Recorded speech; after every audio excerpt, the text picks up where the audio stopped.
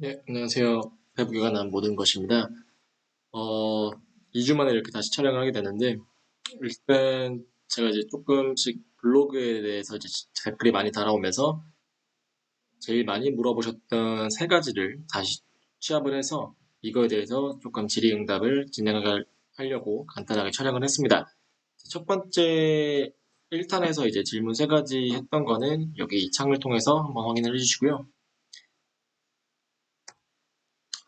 자, 일단 가장 첫 번째로 많이 물어보셨던 거는 이 페이스북 광고 관리자 계정에 대해서 비활성화 이유에 대해서 되게 많이 물어봐 주셨는데요.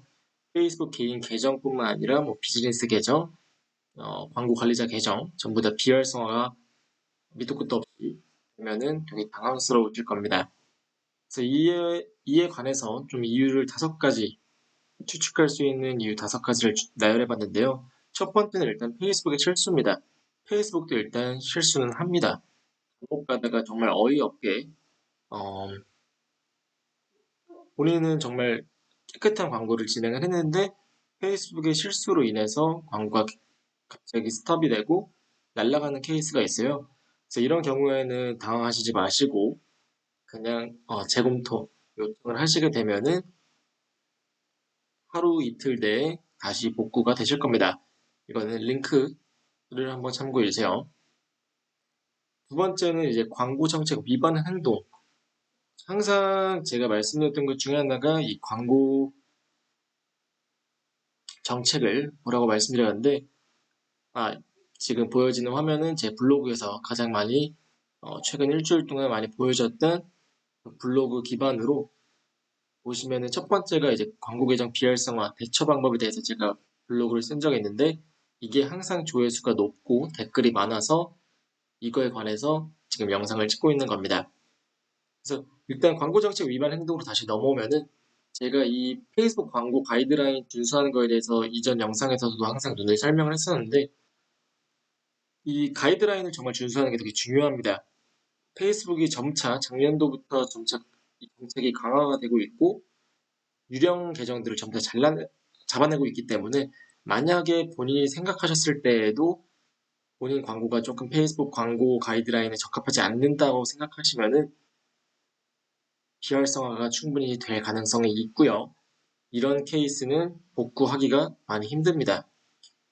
특히나 힘든 부분이 첫 번째는 금융, 두 번째는 다이어트, 식품에 관련된 부분이 되겠습니다. 세 번째 당연히 안 되는 거는 이제 도박, 불법에 관련된 모든 사이트도 안 됩니다. 그리고 이제 세 번째는 이제 동일 계정의 다수 사용자인 경우는요, 이거는 약간 비활성화라기보다는 그냥 계정에 잠깐 락이 걸렸다고 표현을 할 수가 있는데, 한 개의 페이스북 계정을 가지고 이제 기업이 운영하는 경우 가끔씩 이 페이스북 기업 계정을 판 다음에 여러 가지 사용자가 동시에 접속하는 한 개의 계정을 가지고 접속하는 케이스가 발생할 겁니다. 이런 경우 페이스북은 이 계정이 다른 기기들에서 동시 접속이 된 거를 이제 해킹으로 인지를 하기 때문에 바로 계정을 락 거는 경우가 있어요. 이 기업 계정이 락이 걸리면은 인증을 하기가 힘들기 때문에 복구하기가 힘들 가능성도 있습니다. 그래서 이런 경우에 특히 조심해 주시기 바라겠고요. 때문에 저는 개인 계정 추천하지 않고 비즈니스 계정 쓰는 거를 추천드립니다. 네 번째는 이제 가계정을 사용하시는 분들한테 적용이 되시는데요. 이제 가계정이라는 뜻은 이제 본인 계정이 아니라 다른 그냥 유령 계정을 만들어서 쓴다는 얘기인데 앞서 설명드린 것처럼 지금 페이스북은 이 가계정을 정말 많이 잡고 있습니다. 알고리즘이 정말 많이 발달이 되고 있기 때문에 어, 이 가계정을 조금만 돌리더라도 그냥 아무런 이유 없이 삭제되는 경우도 있고 비활성화되는 경우도 있습니다. 원칙상 한 사람당 페이스북 계정을 딱 한 개밖에 생성하고 소유할 수가 없기 때문에 이 가계정을 사용하는 부분 또한 복구가 힘듭니다. 근데 만약에 친구들, 지인들, 실제 존재하는 인물들의 계정을 받으신 거라면은 충분히 복구 가능합니다. 그리고 다섯 번째는 이제 해킹 우려. 실제로 다른 분들이 이제 해킹을 하게 되면은 이제 아까 말씀드린 것처럼 계정에 락이 걸립니다. 이것도 인증만 잘 하시면은 금방 풀립니다.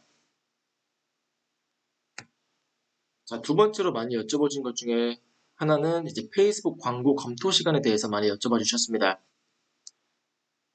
이거는 제가 가이드라인을 한번 페이스북 가이드라인에도 명백히 나와 있는 부분인데요. 일단 광고 검토 절차에 대해서는 AI가 진행을 하게 됩니다. 웬만해서는 24시간 이내에 검토가 된다고 하지만은 최대 정말 더 오래 걸리는 경우는 48시간 걸리는 경우도 있습니다. 허나 24시간 이내에 보통 검토가 완료돼야만 합니다. 이렇지 않은 경우에는 뭐 본인의 광고 중에 이미지, 뭐 텍스트, 타겟팅, 포지셔닝, 랜딩 페이지의 컨텐츠 이런 쪽에 문제가 될 수도 있기 때문에 이런 점을 한번 확인을 해주시기 바라겠습니다. 만약에 24시간, 48시간이 지나도 승인이 안 된다라고 하면은 제 블로그에 이 광고 승인을 빨리 받을 수 있는 방법에 대해서 포스팅을 해놨으니까요. 한번 참고해 주시기 바라겠습니다. 이 해당 게시물에서 포스팅을 했었습니다. 자, 그럼 이 광고 정책 알고리즘에 대해서는 방금 가이드라인을 보면서 말씀드렸고요. 일단 알고리즘에 의해서 진행이 되고요. 또한 페이스북 정책팀이 따로 있습니다. 사람이 즉 수동으로 검토를 하는 경우도 있습니다. 검토 시간은 최대 24시간에서 48시간 정도가 걸리고요. 수동 요청 방법은 방금 보여드렸던 제 블로그에서 확인하실 수 있겠습니다. 세 번째로 많이 물어보셨던 질문은 광고 캠페인을 적용할 때 총 예산으로 쓰는 게 좋은지, 일일 예산으로 쓰는 게 좋은지에 대해서 많이 여쭤보셨습니다. 이거에 대한 해답은 좀 명백하게 드릴 수가 있는 것 같아요. 기업 같은 경우에는 이제 마케팅 예산이 주어졌다. 그러면은 총 예산으로 쓰시면 됩니다. 정말 이유는 간단해요. 총 예산은 금액이 딱딱 끊어지기 때문입니다. 10만 원을 두고 진행하신다면은 10만 원 다 되면은 광고비 끝납니다. 그럼 결제하기가 되게 쉽겠죠.